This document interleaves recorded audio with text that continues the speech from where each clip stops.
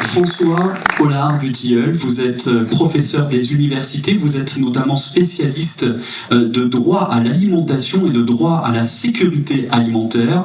Vous êtes également l'auteur de nombreux ouvrages, en particulier Nourrir quand la démocratie alimentaire passe à table. Alors, monsieur, s'il vous plaît, moi j'ai plusieurs questions à vous poser et peut-être que la salle en aura d'ici quelques minutes. La première, eh bien, elle est simple. Pourquoi l'aide alimentaire, actuellement, est en difficulté? Bonjour à toutes et à tous. Merci de m'accueillir dans ce beau département du Gers, à Auch, et de cette journée que vous organisez, qui, pour une région comme la région Occitanie, mais c'est vrai pour les autres régions, ce serait bien si c'était un modèle pour les autres régions, parce que ce que vous faites là, aujourd'hui, c'est, à mon sens, la première chose à faire pour améliorer l'aide alimentaire.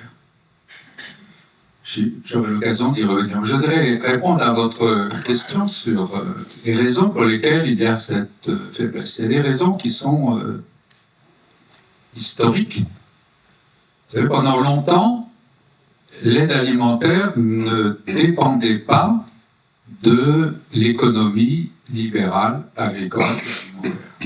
Elle n'en dépendait pas parce que l'aide alimentaire était essentiellement constituée de dons et des stocks européens. Et puis les stocks européens se sont arrêtés, comme vous le savez. Il y a toujours les dons, mais les dons ne suffisent pas. Et la Commission européenne s'est posé la question, alors puisqu'il n'y a plus de stock, comment fait-on pour l'aide alimentaire? Et la Commission européenne a dit, il y a plusieurs solutions. La première solution, c'est on arrête et puis on laisse à la solidarité la responsabilité de ça. On n'en fait pas une affaire européenne. La deuxième solution, c'est on confie cela au marché. C'est-à-dire l'aide alimentaire, on va la continuer, mais à condition qu'elle s'inscrive dans l'économie libérale. Et qu'elle contribue à la croissance économique. C'est un peu... Et puis la troisième solution, c'est un mélange des deux. C'est la troisième solution qui a été choisie. Le résultat, ça a été une baisse des financements européens et l'obligation d'inscrire les achats qui sont faits à l'occasion de l'aide alimentaire dans le marché. Il ne s'agit pas d'acheter à des prix réduits pour se fournir pour l'aide alimentaire, parce que ça, et l'Organisation mondiale du commerce interdit, donc l'Europe l'interdit, et donc la France l'interdit. Donc c'est tout dans le marché. Alors quand le marché va moins bien, quand l'économie libérale va moins bien, et encore moins bien du fait de la guerre en Ukraine, des guerres, des violences, eh bien, plus l'économie libérale va mal, plus l'aide alimentaire qui en dépend va mal. Et s'y ajoute le fait que les organisations internationales, comme celle relative à l'alimentation et l'agriculture, la FAO, quand elle traite du droit à l'alimentation, de l'aide alimentaire, elle dit ceci: l'aide alimentaire, c'est le complément indispensable d'une économie libérale qui ne peut pas nourrir tout le monde. La FAO constate que l'économie ne nourrira pas tout le monde et l'aide alimentaire, c'est un peu la béquille de cette économie. Et précisément, la difficulté que nous avons, c'est est-ce qu'il est possible de dissocier l'aide alimentaire, c'est-à-dire d'en faire une économie, une vraie économie sociale et solidaire, une économie dissociée de l'économie marchande ordinaire. Donc ça, c'est raison historique. S'y ajoute autre chose quand même, alors qui concerne les associations, les organisations, c'est que on se réjouit qu'il y ait toutes ces associations qui se réunissent pour travailler ensemble, et en même temps, la dispersion est une faiblesse. Parce que la dispersion des organisations, c'est la dispersion des financements. Et la dispersion des financements rend chaque organisation fragile. Et donc, cette journée, comme aujourd'hui, c'est le pas dans un chemin qui devrait aider à l'aide alimentaire à être moins fragile. Donc, si j'ai bien compris, l'aide alimentaire est mal organisée, c'est-à-dire qu'il y a trop d'associations, il faudrait les réunir c'est pas tellement que l'aide alimentaire soit mal organisée, parce que c'est bien qu'il y ait de la diversité. Moi, je dis toujours, quand on demande le droit, qu'est-ce que c'est le droit?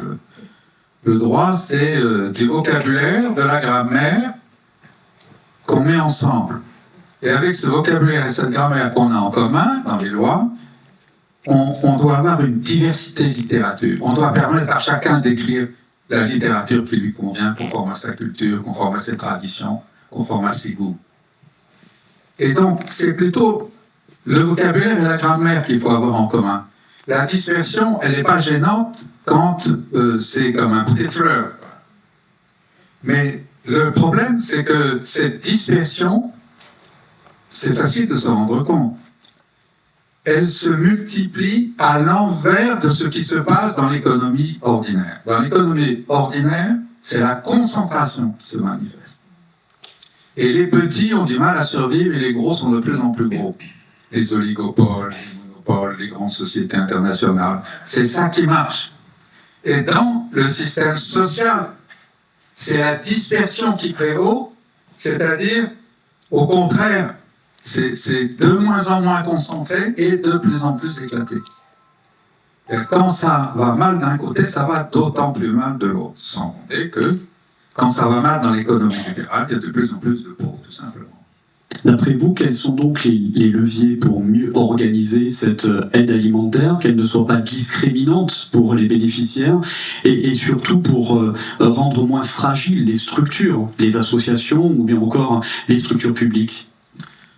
Je crois d'abord qu'il y a un vrai problème de conception de l'aide alimentaire. Par exemple, raisonnons sur une épicerie sociale, une banque alimentaire, donc une épicerie sociale qui s'approvisionne pour une part localement avec des produits de qualité.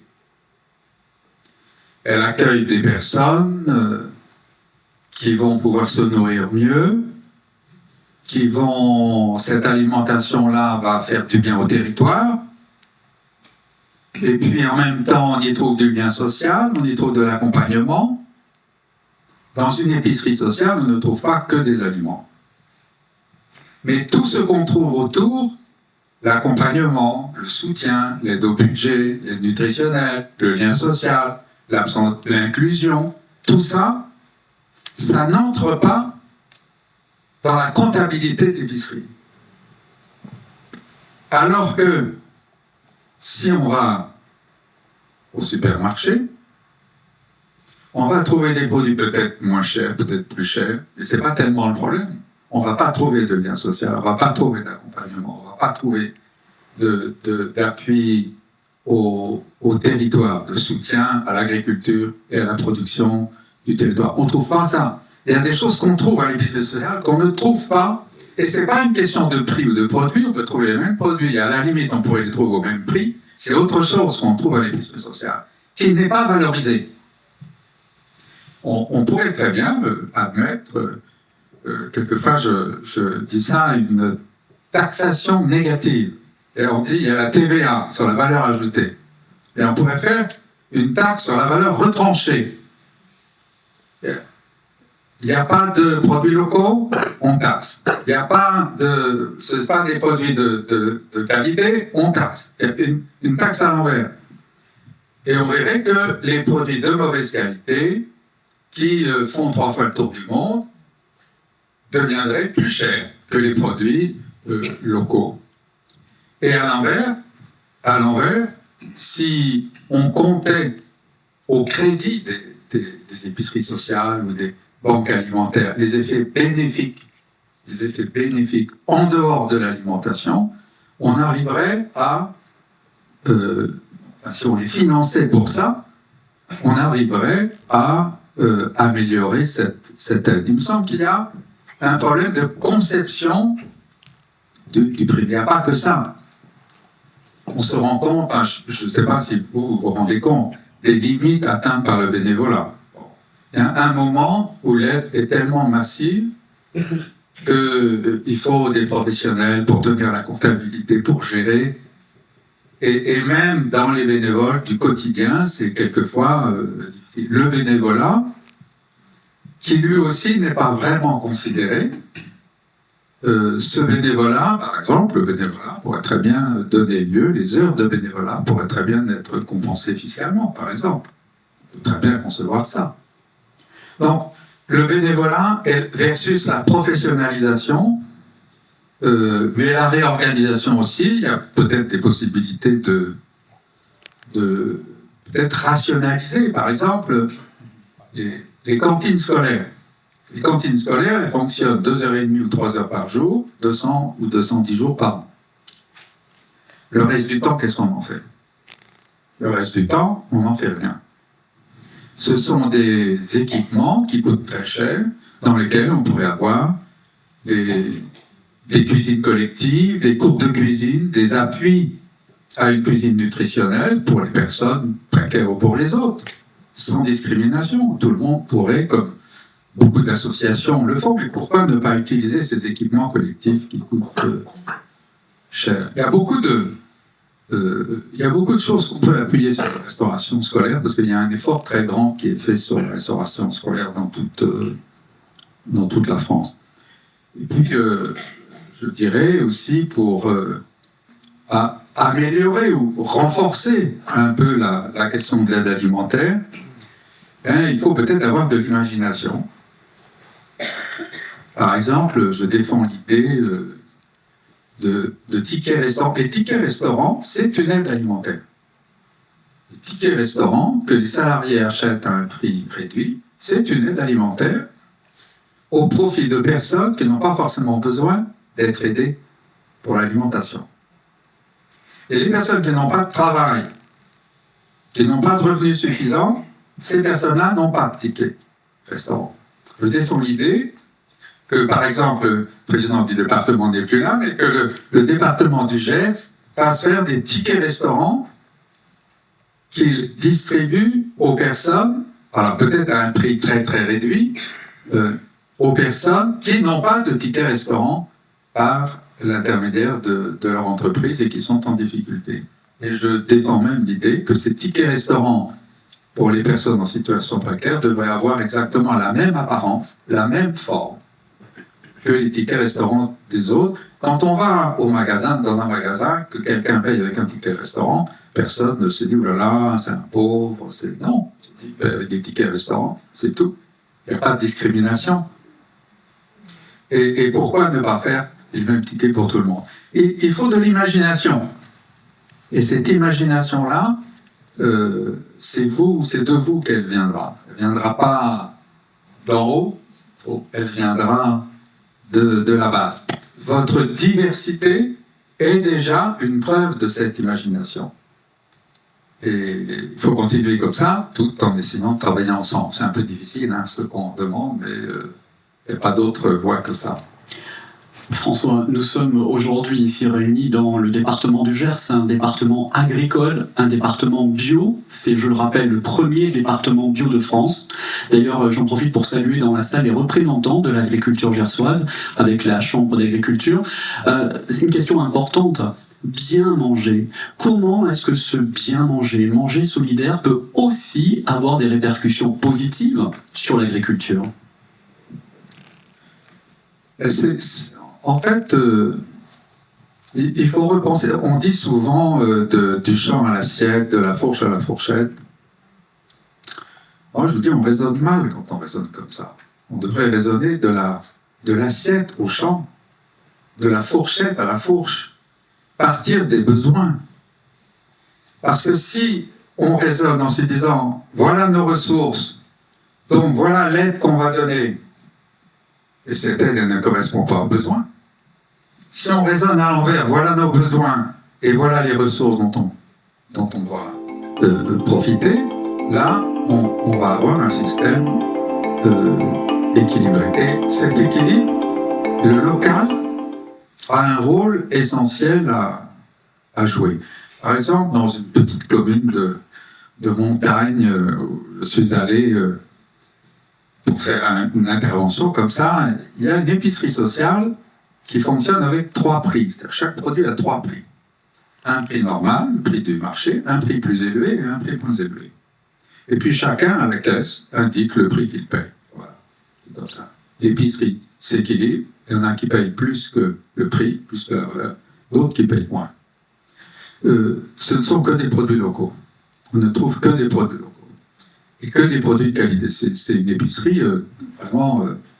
elle est dans un endroit aussi un peu favorable à ça, dans un environnement favorable. Mais c'est quelque chose de la même manière que on devrait pouvoir penser. On est par exemple ici dans un cinéma. On est dans un cinéma. Et ce cinéma, il est pour une part financé par des fonds publics, j'imagine. Il n'y a pas que des fonds privés qui ont permis de faire tout ça. Et le cinéma, c'est le monde de la culture. Ce qui caractérise le monde de la culture, c'est l'exception culturelle. L'exception culturelle, c'est ce qui fait qu'il y a un prix du livre. Ici, à chaque fois qu'on va au cinéma, une partie de l'argent va pour la production. On est obligé ici comme ailleurs d'avoir la moitié des films français au moins. Bref, il y a une politique culturelle parce qu'on considère que les produits culturels, ce sont des produits qui nous sont nécessaires à la vie de l'esprit. Et non, le prix du livre est réglementé. Il y a des passes culture dans les régions, peut-être il y en a ici. Eh bien, l'aliment, c'est ce qui est nécessaire pour la vie du corps. Et on devrait faire au moins autant pour ce qui est nécessaire pour la vie du corps que ce qu'on fait pour ce qui est nécessaire pour la vie de l'esprit. À l'exception culturelle, on doit défendre l'idée d'une exception alimentaire.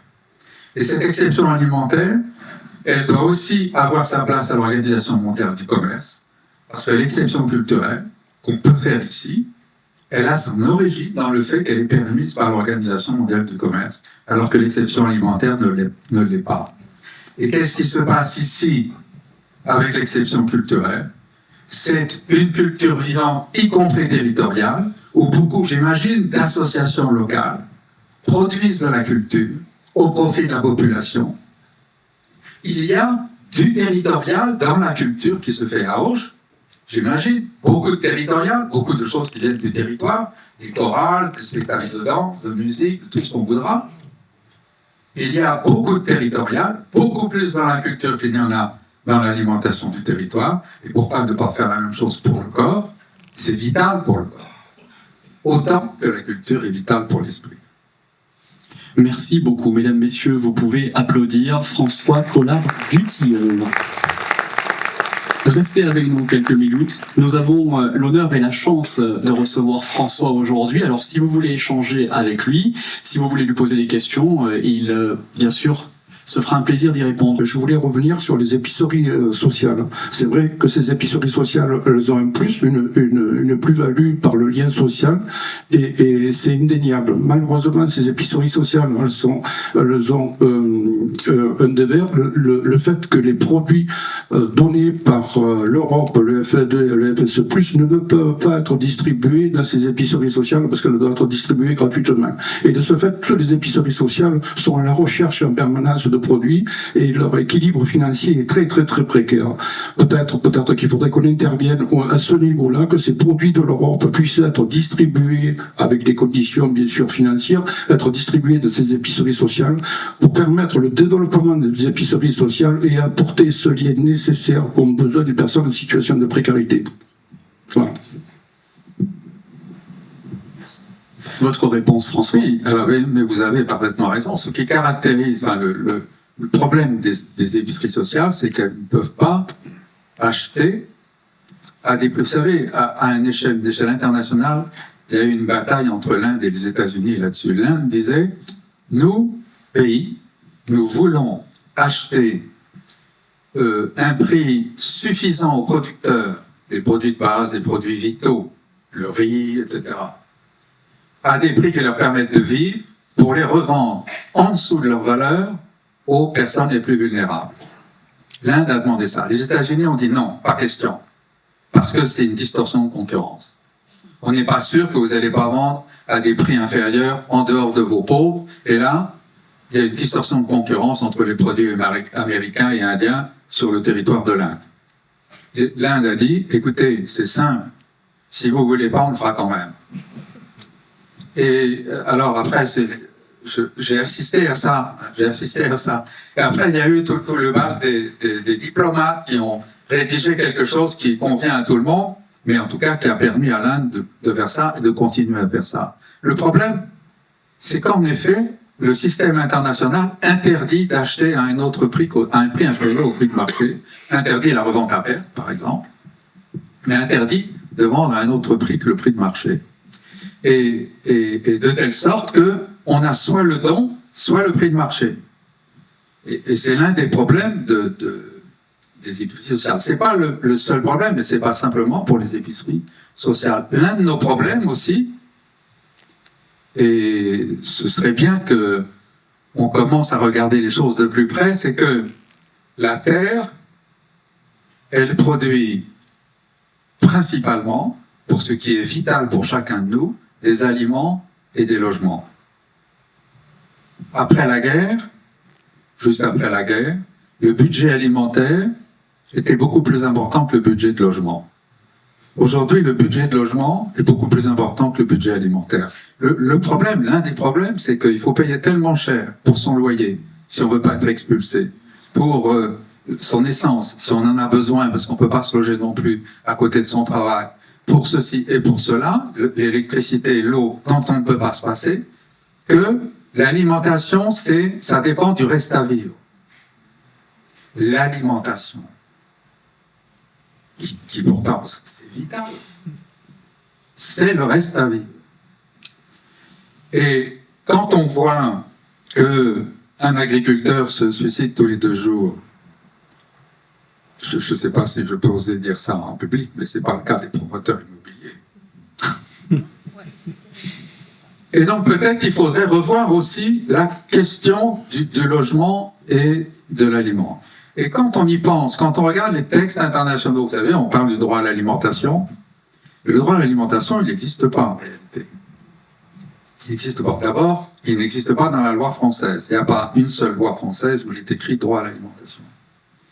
Mais à l'échelle internationale, c'est pas le droit à l'alimentation qui existe, c'est le droit à des moyens de vivre. C'est l'article 25 de la Déclaration universelle des droits de l'homme et l'article 11 du protocole international pour les droits économiques, sociaux et culturels. Droit à des moyens de vivre, ou droit à des moyens de subsistance suffisants.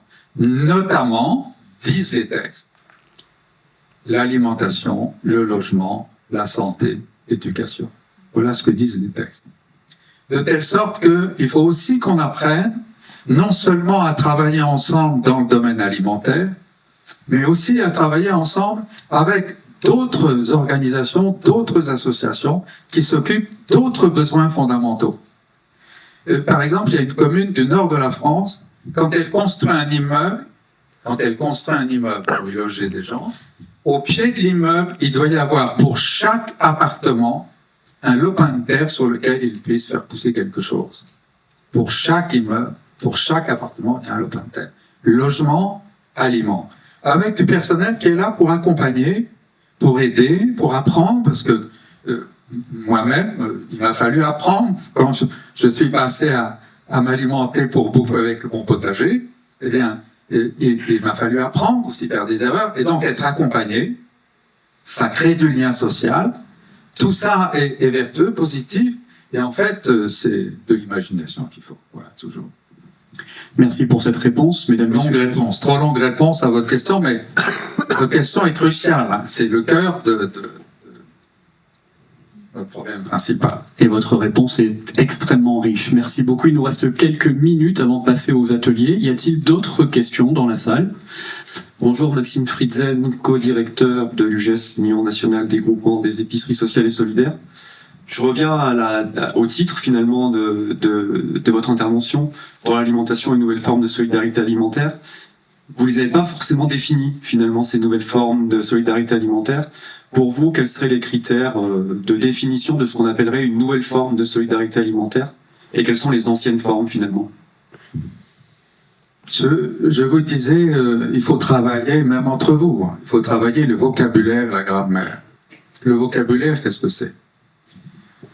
Le vocabulaire, c'est d'abord de savoir à qui on s'adresse. Moi, je n'utilise pas le mot précarité.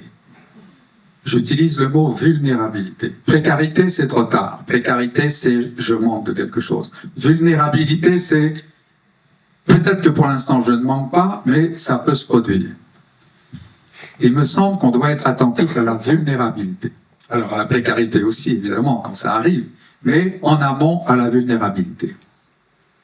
Et puis le vocabulaire, c'est, posez-vous chacun cette question. Pour qui faites-vous vos actions? Est-ce que c'est pour des pauvres, des adhérents, des bénéficiaires, des allocataires, des clients, des amis? Quel est le vocabulaire que vous utilisez? Ce vocabulaire, c'est le vocabulaire de la solidarité. Et la solidarité, précisément, il faut qu'on arrive à la sortir de la simple charité dans laquelle il y aurait les gentils qui donnent et puis les pauvres qui reçoivent. Et les pauvres, on ne dit pas qu'ils sont gentils, on ne dit pas qu'ils sont méchants, on dit qu'ils sont pauvres. Ceux qui donnent, ils sont gentils. Hein, je caricature un peu, mais... Eh bien, si les pauvres en question, on en fait des adhérents, alors on fait un pas dans la démocratie alimentaire.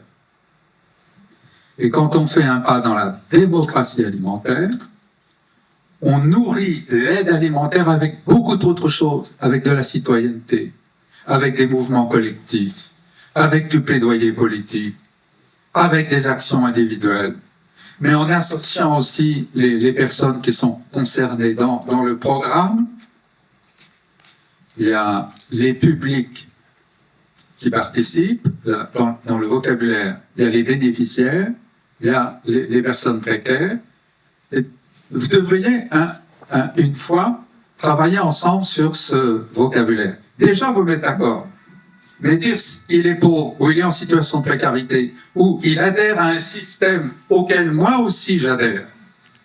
Nous sommes deux adhérents, avec des fonctions différentes, mais nous sommes... Alors, je ne dis pas que c'est le mot adhérent qu'il faut choisir, hein, mais c'est simplement pour vous dire que dans le vocabulaire, on peut faire de la non-discrimination, et en même temps, on fait de la démocratie. Et ce qui caractérise l'alimentation, c'est qu'on en a besoin à la fois pour rendre la société plus démocratique, parce que si tout le monde a de quoi manger, c'est plus démocratique que s'il y en a qui meurent de faim.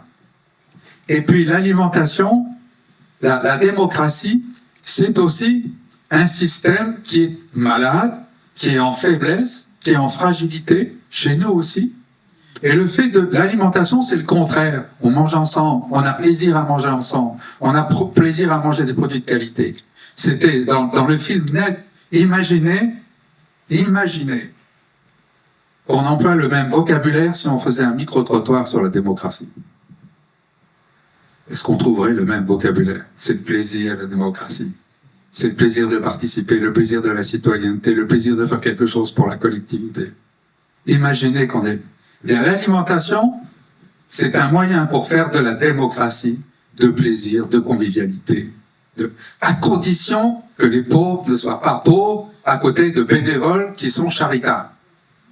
Et que tout le monde,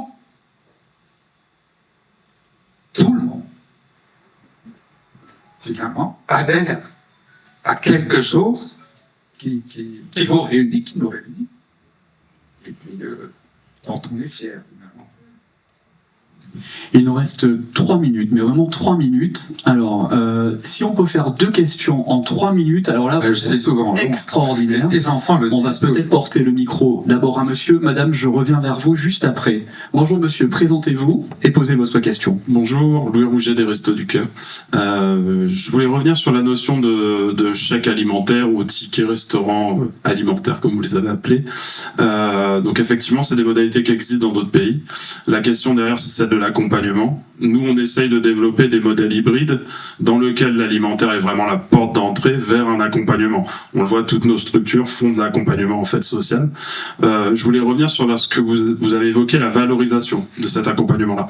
Et c'est vrai qu'aujourd'hui, nous, pour financer nos actions d'accompagnement vraiment, on a les activités réglementées qui rentrent dans le cadre de l'État, chantier d'insertion, du logement accompagné, etc.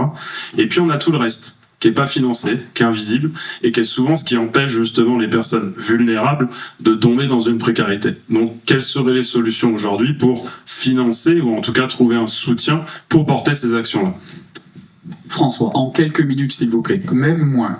Parfait. Même moins. Parce que, en fait, je suis pas meilleur que vous. Hein. Yes. Si j'avais des solutions, vous les auriez déjà depuis longtemps, parce que vous êtes beaucoup plus sur le terrain que moi.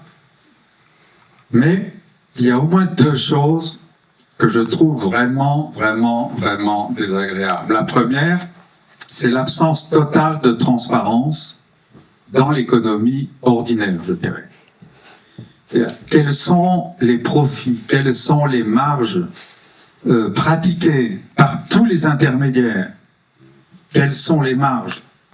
Si on avait cette connaissance, on pourrait déjà assainir un peu le système et montrer en quoi ce système nous coûte aussi en termes de santé humaine, en termes de santé économique du territoire.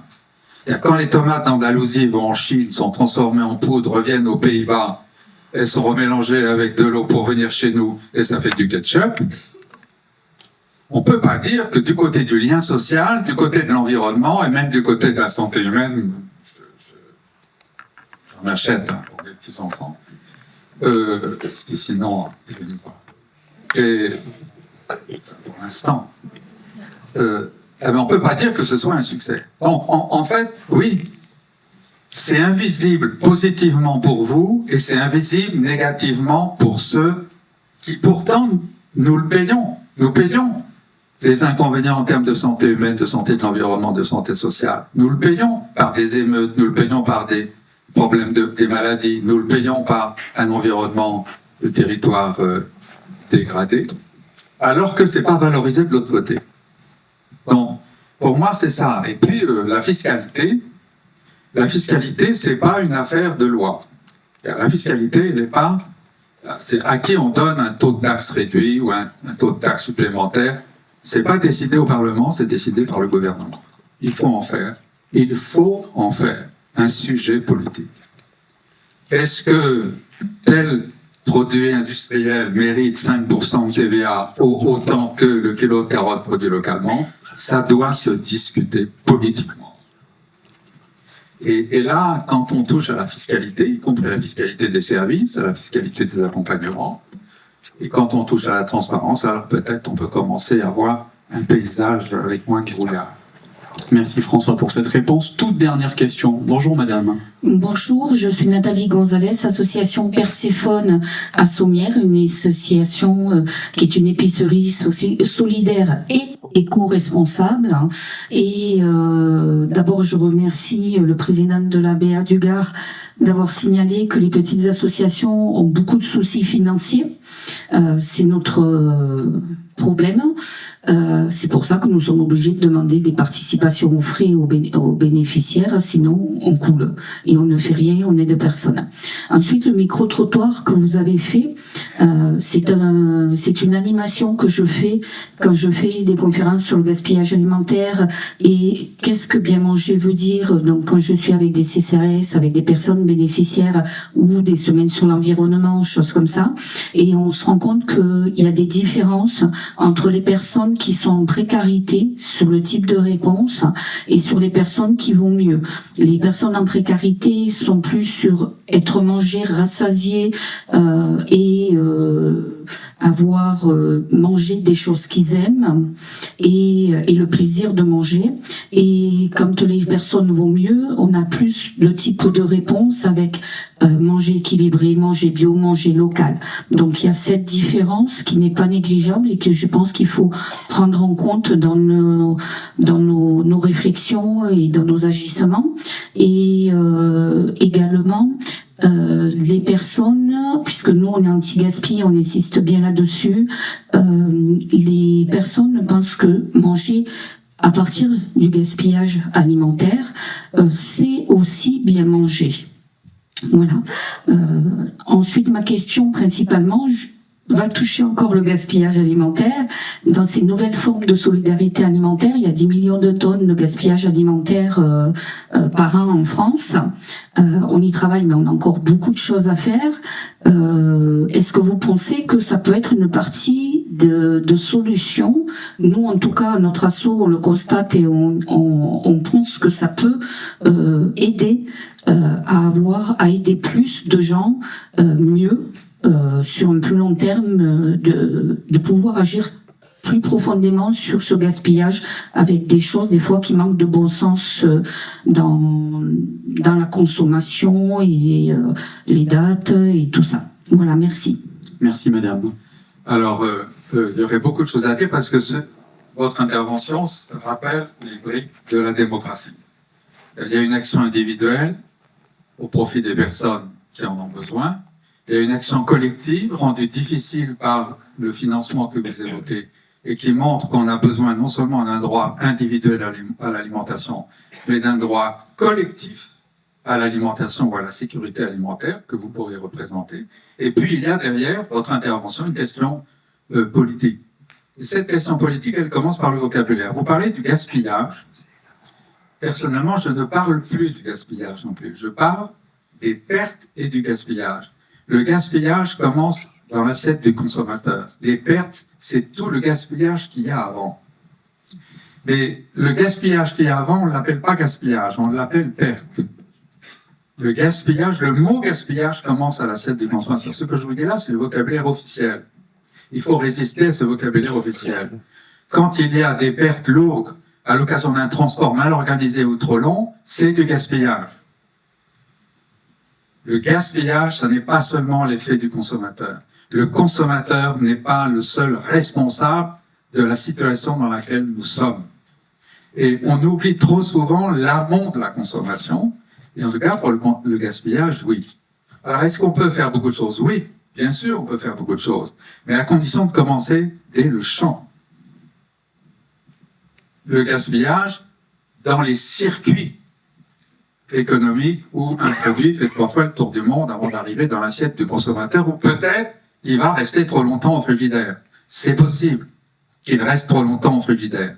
Mais quel gaspillage il y a eu avant dans tout le circuit qui l'a amené dans le frigidaire du consommateur? Et donc, faites très attention quand vous réfléchissez au gaspillage. Je sais que vous occupez, vous recevez des produits puis vous les distribuez. Mais n'oubliez jamais, même à votre niveau, au niveau d'une association locale, n'oubliez jamais l'amont. On dit relocaliser. Vous savez, le mot relocalisation. On le donne dans un seul sens. Il y a 2 sens à relocaliser.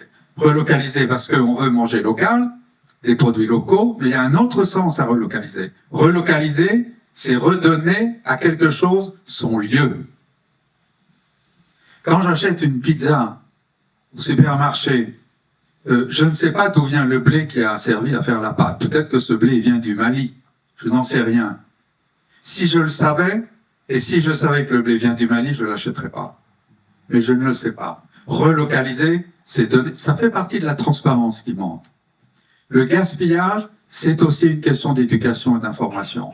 Et pas seulement d'information du consommateur, mais d'information, enfin, sur la consommation, mais d'information sur toutes les phases en amont de la consommation.